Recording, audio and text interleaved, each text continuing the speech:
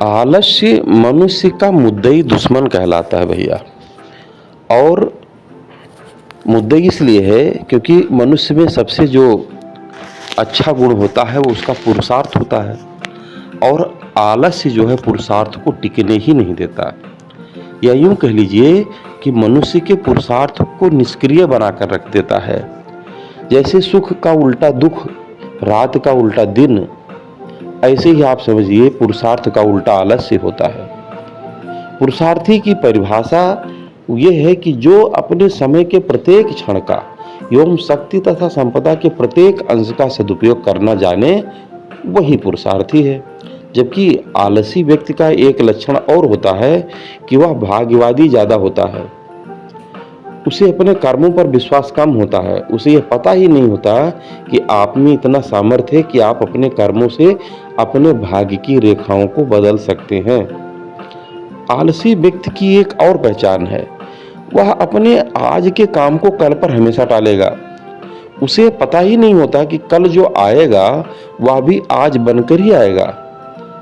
अब मैं आलसी व्यक्ति के पुरुषार्थ बनाने के सूत्र का प्रतिपादन अगर करूं, तो आलसी व्यक्ति अपने 24 घंटों की दिनचर्या बना ले कि मैं इतने बजे उठूंगा, इतने बजे सोऊंगा, दिन भर में इतना इतना काम करूंगा। सच माने दिनचर्या का पालन ही आलस्य का दुश्मन है, और जैसे वो दिनचर्या का पालन करने लगेगा, आलस्य उससे कोसों दूर भाग जाएगी। पर वो करे क्यों? जब बैठे मिलता है खाने तो जाए क्यों कमाने, है ना भाई। अजगर करे न चाकरी, पंछी करे न काम, दास मलुका कह गए सबके दाता राम। ये आलसी लोगों का पूर्ववर्ब है। आलसी जो होते हैं यही अपना जो है वो प्रोवाक्य बनाते हैं, यही उनका स्लोगन होता है ना। वो हमेशा काम को टालने में विश्वास करते हैं, और यही कारण है कि वो चाहे जितने वो गुणवान हो, उनका भैया आलस्य की ओट में उनका सारा सद्गुण छिप जाता है। कितने भी गुणी हैं, लेकिन अगर आलसी हैं तो आपके गुण काम किसके, कौन से काम आएंगे ये। देखिए, अगर हम सनातन धर्म की बात करें तो सारी व्यवस्था श्रम पर ही आधारित है। चारों भागों में बांटा जाने का कारण यही था। ब्रह्मचर्य आश्रम, गृहस्थाश्रम, वानप्रस्थाश्रम और संन्यासाश्रम, सभी में श्रम लगा है। इतना ही नहीं, विश्राम में भी श्रम लगा है। यानी हम उतना ही विश्राम करें कि पुनः श्रम करने लायक हो जाए। हम प्रातः उठते हैं तो एक प्रार्थना करते हैं, क्या? काराग्रे वस्ते लक्ष्मी, कर मध्य सरस्वती, कर मूले तु गोविंदा, प्रभाते कर दर्शनम। इस प्रार्थना द्वारा हमें यह बताया गया है कि आपके हाथों में ही लक्ष्मी, सरस्वती और गोविंद का वास है। यानी कर्म करिए। भगवान श्री कृष्ण ने भी कहा है, कर्मण्येव अधिकारेषु मा फलेषु कदाचन। प्रातः उठते ही उसका दर्शन करना चाहिए।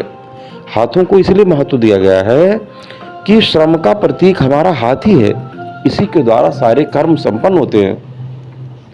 फिर हमें यह भी बताया गया है कि दुनिया भी कर्मों की खेती है, जैसा कर्म हम करेंगे वैसा फल ही पाएंगे।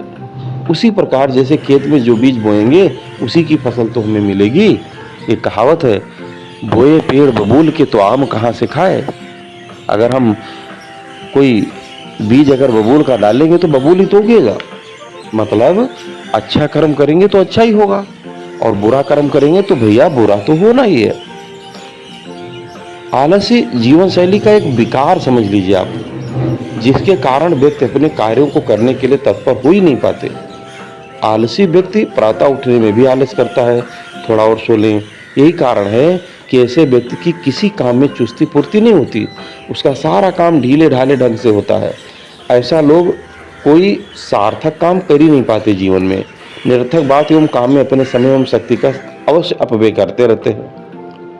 मुझे तो तब दुख होता है कि एक अच्छा खासा हट्टा कट्टा बच्चा जवान जो अरे बैठो यार अभी चलते हैं, अभी कर लेते हैं। आलसी व्यक्ति को अपने लिए किसी प्रेरक व्यक्ति का चयन कर ही लेना चाहिए अगर जीवन में सफल होना है। प्रेरक व्यक्ति ऐसा होना चाहिए जो पुरुषार्थी हो। आलसी व्यक्ति अगर पुरुषार्थी व्यक्ति से प्रेरणा लेता रहेगा तो उसके पुरुषार्थी बनने की संभावना बढ़ जाएगी। देखिए, पुरुषार्थी का और बात कहते हैं, मन चंगा तो कटौती में गंगा। मतलब उनको जाना ना पड़े, अपने आप को अपने मन को समझा लेते हैं। तो पुरुषार्थी व्यक्ति तो गंगा पहुंच जाएगा प्रेरणा लेने के लिए, उसको आवश्यक नहीं है।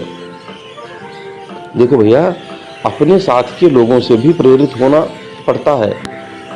पुस्तकों के अध्ययन से एवं संतों के प्रवचन से भी प्रेरणा मिल जाती है।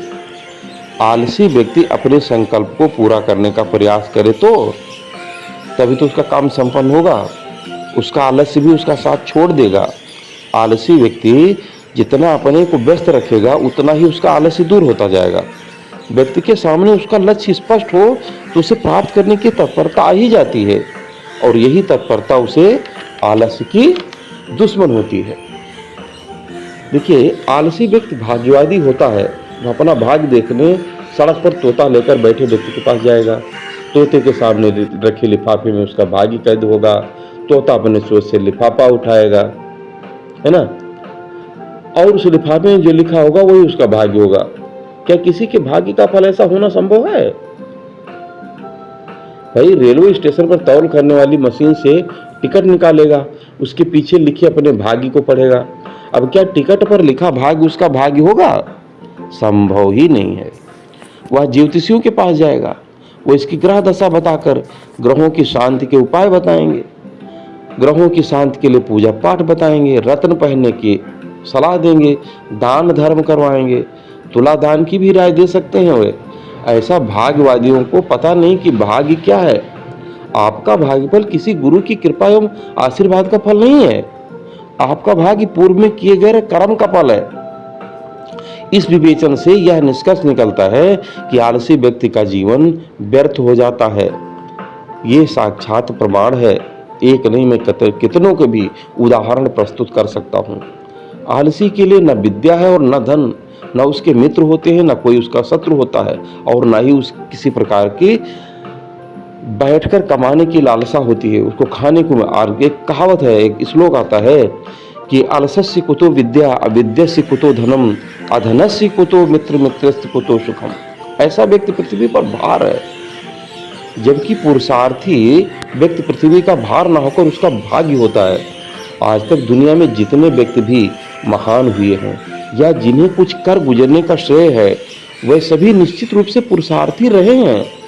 उनके सपने केवल सपने नहीं होते, वे तो अपने सपनों को साकार करने में पूरी निष्ठा से लग जाते हैं।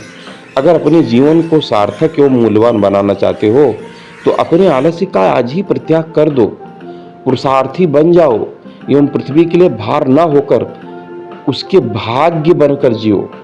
तभी आपका कल्याण होगा, और नहीं तो राम ही जाने। जय सिया राम।